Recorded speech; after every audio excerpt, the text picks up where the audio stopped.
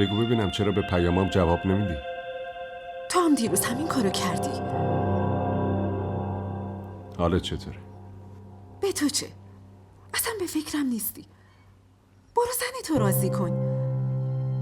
از دیشبم داری اونو راضی میکنی. من فقط واسه یه زن پنهونیم. لطفاً از اینجور حرفا نزن. خودت هم میدونی دارم تلاش میکنم یه فرصت خوب گیر بیارم. قبل از همه به تو میگم. کی؟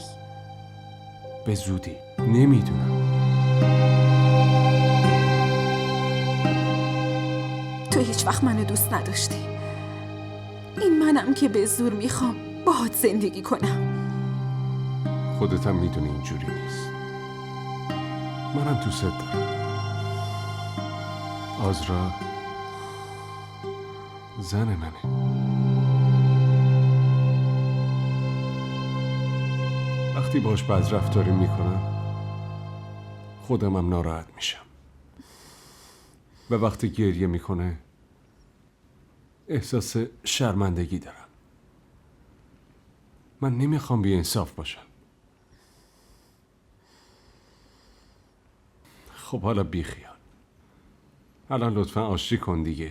اون اینجاست. الان بیاد نمیتونیم حرف بزنیم.